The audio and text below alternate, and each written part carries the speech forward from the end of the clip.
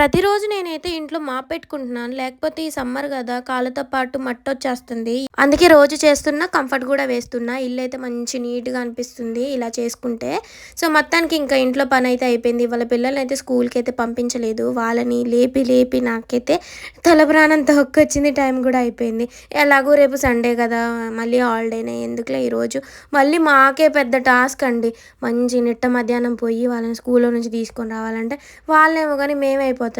మొత్తానికైతే friends TV పెట్టాలంటే, phone జూడాలన్నా భయమేత్తంది. ఎందుకంటే అసలు ఏదో ఒక న్యూస్ ఒత్తుంది. ఒకరినొకరు చంపారు, భార్యని భర్త చంపిండ్రు, భర్తని భార్య చంపింది, నరికారు, ముక్కలు చేశారు, ఫ్రిడ్జ్‌లో పెట్టారు, అందులో పెట్టారు, ఇందులో పెట్టారు. అబ్బా!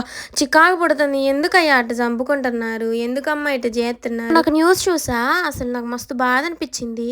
ఒక కుటుంబం చెల్లాచెదరైపోవాలంటే థర్డ్ పర్సన్ ఎంట్రీ వల్లనే అయిపోతది. నిజంగా చెప్తున్నా.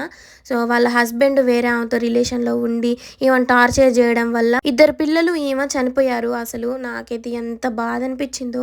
పాపం ఆమె రోడ్డు మీద ఫుడ్ అమ్ముకుంటూ మంచిగా సంపాదించుకుందంట, ఇల్లులు కట్టుకుందంట. చుట్టుపక్కన వాళ్ళు ఆమె గురించి ఎంత బాగా చెప్తున్నారు. నాకొకటి తెలియక అడుగుతా, లోకం మీద పెళ్ళైన వాళ్ళు తప్పించి పెళ్ళిగైన అబ్బాయిలు ఈ ఆడవాళ్ళకి ఎక్కడ దొరకట్లేదేమో. పగ్గుతి పెళ్ళైనోడనే తగులుకుంటున్నారు. వాళ్ళ కాపురంలో నిప్పులు పోతున్నారు. ఎవరినో ఒకరిని బలి తీసుకుంటున్నారు. పాపం చనిపోయిన ఆమె ఎంత బాధను అనుభవించిందో కదా.